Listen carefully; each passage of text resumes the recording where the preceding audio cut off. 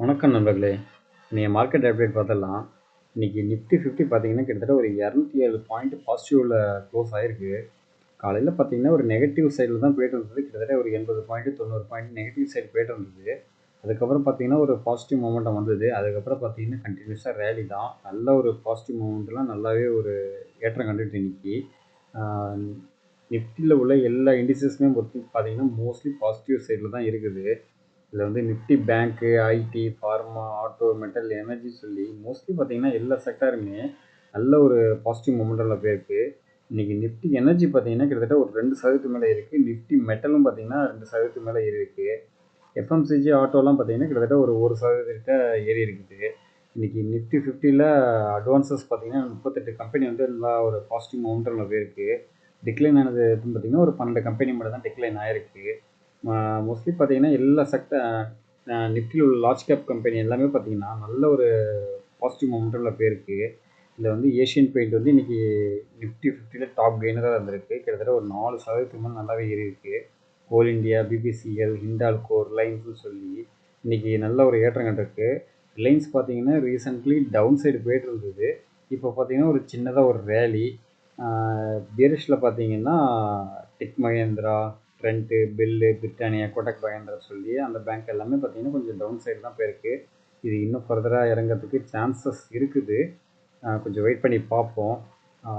இன்னும் FI data இன்னும் வரல. இது நேற்று டேட்டா தான் இருக்குது. இதில் வந்து பார்த்தீங்கன்னா எஃப்ஐ வந்து நேற்று வந்து பார்த்தீங்கன்னா கிட்டத்தட்ட ஒரு 2885 கோடிக்கு சேல் பண்ணி தான் வச்சுருக்காங்க. டிஐ பார்த்தீங்கன்னா 3370 கோடிக்கு பை பண்ணியிருக்காங்க.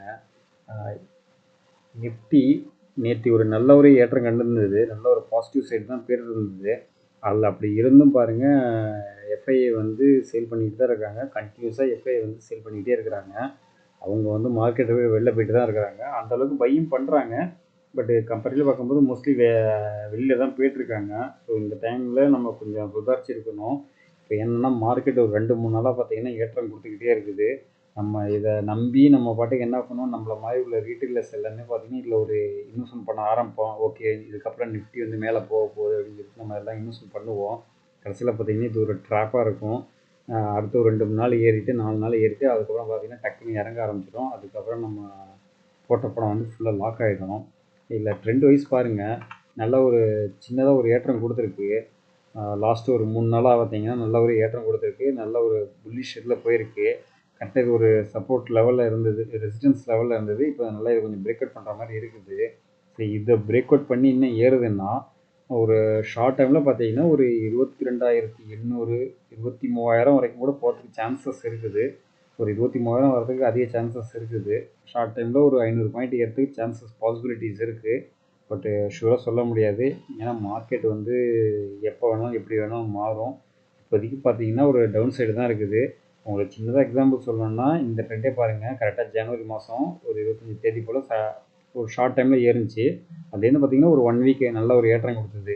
இதில் வந்து பார்த்தீங்கன்னா ஒரு 1000 பாயிண்ட் ஏற்றி விட்டாங்க. அதுக்கப்புறம் கண்டினியூஸாக இறக்கிட்டே இருக்காங்க. இதே மாதிரி இதுலேயும் ஒரு 1000 பாயிண்ட் ஏற்றி வைப்பாங்க, திருப்பி கண்டினியூஸாக இறக்கிட்டே இருப்பாங்க. ஸோ நம்ம வந்து இந்த டைமில் வந்து நம்ம அவசரப்படக்கூடாது. கொஞ்சம் நிதானித்து செயல்பட்டு இந்த ட்ரெண்ட் லைன்லாம் பிரேக் பண்ணி வருதா என்னன்னு பார்த்துட்டு அதுக்கப்புறமா ஃபர்தராக இன்வெஸ்ட்மெண்ட் ஸ்டார்ட் பண்ணணும். இன்றைக்கி பார்த்தீங்கன்னா ஓஎம்சி கம்பெனிஸ் எல்லாமே பார்த்தீங்கன்னா நல்ல ஒரு ஏற்றம் கொடுத்துருக்கு. ஓஎம்சி கம்பெனிங்கிறது ஆயில் மார்க்கெட்டிங் கம்பெனி, அதாவது பிபிசிஎல், ஹெச்பிசிஎல், ரிலையன்ஸு, ஐஓசி எல்லா கம்பெனிஸ் பார்த்திங்கன்னா நல்ல ஒரு பாசிட்டிவ் மூமெண்டமில் போயிருக்கு. அது என்ன காரணம் பார்த்தீங்கன்னா க்ரூட் ஆயிலோட ப்ரைஸ் வந்து கிட்டத்தட்ட ஒரு $70 வந்துருச்சு. கிட்டத்தட்ட ஒரு 52 வீக் லோவை தொட்டிருக்கு. அந்த ஒரு ரீசனால் பார்த்தீங்கன்னா கண்டினியூஸாக இறங்கிட்டு இருந்த ஆயில் மார்க்கெட்டிங் கம்பெனிஸ் எல்லாமே பார்த்தீங்கன்னா இன்றைக்கி ஒரு சின்னதாக ஒரு ஏற்றம் கொடுத்துருக்கு. ஸோ இதை கண்டு நம்ம அவசரப்பட்டு பை பண்ண வேணாம். ஏன்னா இப்போதைக்கு ஏறி இருக்குது. மார்க்கெட்டும் இன்றைக்கி கொஞ்சம் ஏறி இருக்குது. அந்த ஒரு ரீசனுக்காக அதுவும் ஏறலாம், பாசிபிலிட்டிஸ் இருக்குது. பட்டு கொஞ்சம் வெயிட் பண்ணி பார்ப்போம். அதுமாரி பார்த்தீங்கன்னா கேஸ்ட்ரால் இந்தியா பார்த்தீங்கன்னா இன்றைக்கி ஒரு நல்ல ஒரு ஏற்றம் கொடுத்துருக்கு. கிட்டத்தட்ட ஒரு 5% 6% மேலே நல்ல ஒரு ஏற்றம் கொடுத்துருக்கு. அது என்ன காரணம் பார்க்கும்போது சவுதி அராம்கோ இருக்குல்ல, அந்த கம்பெனிலேருந்து பார்த்தீங்கன்னா அவங்களுக்கு ஒரு ஆர்டர் கிடச்சிருக்கு. ஸோ அந்த ஒரு ரீசனால் பார்த்தீங்கன்னா இன்றைக்கி கேஸ்ட்ரால் கம்பெனி நல்லாவே ஏறி இருக்குது. கேஸ்ட்ரால் கம்பெனி பார்த்தீங்கன்னா கிட்டத்தட்ட ஒரு 3% வரைக்கும் டிவிடெண்ட் வேறு கொடுக்குறாங்க. நல்ல ஒரு கம்பெனி தான். அது வந்து ஒரு பாட்டமில் நம்ம பிக் பண்ணியிருந்தோம்னா நல்லா இதாக இருந்திருக்கும். பட் நம்ம அது மாதிரி பிக் பண்ண முடியல. ஸோ அதனால் கொஞ்சம் வெயிட் பண்ணுவோம். அதுவும் நல்ல ஒரு பாசிட்டிவ் மூமெண்ட்டில் வரும்போது நம்ம பை பண்ண ஆரம்பிக்கலாம். அதே பார்த்திங்கன்னா ரூட் மொபைல்லேருந்து ஒரு அப்டேட்டு. ரூட் மொபைல் பார்த்திங்கன்னா நோக்கியாவோட ஒரு ஜாயின் வென்ச்சர் பண்ணியிருக்காங்க. ஸோ அந்த ஒரு நியூஸ் இம்பேக்ட்னால பார்த்திங்கன்னா இன்றைக்கி ஒரு கிட்டத்தட்ட ஒரு 4% மேலே நல்லாவே ஏறி இருக்குது ரூட் மொபைலும். அதுமாதிரி எல்ஐசி ஹவுசிங்கும் கொஞ்சம் அப் ட்ரெண்டில் வந்திருக்கு. அவங்க வந்து அவங்களோட போர்டு வந்து போரோயிங் பண்ணுறதுக்கு அப்ரூவல் கொடுத்துட்டாங்க. கிட்டத்தட்ட பார்த்திங்கன்னா 1,22,200,000 கோடிக்கு போரோயிங் பண்ண போகிறாங்க, அதாவது கடன் வாங்க போகிறாங்க. அந்த ஒரு இதனால பார்த்திங்கன்னா நல்ல ஒரு பாசிட்டிவ் மொமெண்டமில் போயிருக்கு. அடுத்தது டிசிஎஸில் ஒரு அப்டேட்டு. டிசிஎஸ் பார்த்திங்கன்னா யூரோப்பில் உள்ள வேண்டேஜ் டவர்ஸுங்கிற ஒரு கம்பெனியோட ஜாயின் வென்ச்சர் பண்ணியிருக்காங்க. எதுக்காக பண்ணியிருக்காங்க பார்த்தீங்கன்னா டிஜிட்டல் சர்வீஸ் பிளாட்ஃபார்ம் அந்த ஒரு இதுக்காக அவங்க பண்ணியிருக்காங்க. ஸோ அந்த ஒரு நியூஸ்னால பார்த்தீங்கன்னா டிசிஎஸும் ஏறி இருக்கு. இந்த ஒரு நியூஸும் இல்லை, பிஃபோராக சொன்னது தான். ஏன்னா இன்றைக்கி மார்க்கெட்டே நல்ல ஒரு அப் ட்ரெண்டில் தான் போயிட்டுருக்கு. ஸோ அதனால் பார்த்தீங்கன்னா இன்றைக்கி டிசிஎஸும் நல்லாவே ஏற ஆரம்பிச்சிருக்கு. அது மட்டும் இல்லாமல் விப்ரோ, இன்ஃபோசிஸ், ஹெச்சிஎல்னு சொல்லி ஐடியில் உள்ள டாப் கம்பெனிஸ் எல்லாமே ஏறிக்கிட்டே இருக்குது. அடுத்ததாக வந்து பார்த்திங்கன்னா ரிலையன்ஸ்லேருந்து ஒரு அப்டேட்டு. ரிலையன்ஸ் வந்து பார்த்திங்கன்னா ஜெஃப்ரிஸ் புரோக்கரை வந்து பார்த்திங்கன்னா பைக்கால் கொடுத்துருக்காங்க. டார்கெட்டாக பார்த்திங்கன்னா கிட்டத்தட்ட ஒரு 1600 வரைக்கும் போகும் அப்படிங்கிற மாதிரி சொல்லியிருக்காங்க. கோட்டக் இன்ஸ்டியூஷனும் பார்த்திங்கன்னா அவங்களும் அப்கிரேட் பண்ணியிருக்காங்க. அவங்களும் பைக்கால் தான் கொடுத்துருக்காங்க. அது வந்து 1400 சம்திங் இந்த ரேஞ்சில் தான் கொடுத்துருக்காங்க. இப்போதைக்கு பார்த்தீங்கன்னா 1200 ரேஞ்சில் தான் இருக்குது. நீ நிஃப்டி 50 டாப் கெய்னராக கூட இருக்குது.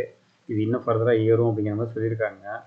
ஜெஃப்ரிஸ் வந்து இவங்க நல்ல ட்ரஸ்டபுள் தான் கொஞ்சம், ஆனால் வெயிட் பண்ணணும். ஏன்னா இப்போதைக்கு மார்க்கெட் சுச்சுவேஷன் வந்து கொஞ்சம் பேடாக இருக்குது. அவங்க சொல்லிட்டாங்கிறதுனால நம்ம போய் பை பண்ணக்கூடாது. வெயிட் பண்ணுங்கள், நல்ல ஒரு பையிங் ரேஞ்ச் வரும்போது பை பண்ண ஆரம்பிக்கலாம். ஆக்சுவலாக பார்த்தீங்கன்னா இதுவே நல்ல ஒரு பையிங் ரேஞ்ச் தான். அக்குமுலேட் பண்ணுறா இருந்தால் கூட நம்ம கண்டிப்பாக அக்குமுலேட் பண்ணிக்கிட்டே இருக்கலாம். அடுத்ததாக அதானி குரூப்ஸ் வந்து பார்த்திங்கன்னா நேவி மும்பை ஏர்போர்ட்டில் வந்து பார்த்திங்கன்னா கிட்டத்தட்ட ஒரு $2.1 பில்லியன் வந்து இன்வெஸ்ட்மெண்ட் பண்ணியிருக்காங்க. இப்போ வந்து மும்பையில் உள்ள சத்ரபதி சிவாஜி ஏர்போர்ட் இருக்குல்ல, அதே மாதிரி இன்னொரு ஏர்போர்ட் ஒன்று இருக்குது. அதுக்கு வந்து பார்த்திங்கன்னா இவங்க இன்வெஸ்ட்மெண்ட் பண்ணியிருக்காங்க. இப்போ அந்த சத்ரபதி சிவாஜி ஏர்போர்ட்டே பார்த்திங்கன்னா அதானி குரூப்பில் தான் அண்டரில் தான் இருக்குது. இது இல்லாமல் இன்னொரு ஏர்போர்ட்டும் இவங்க அண்டரில் தான் இருக்க போகுது.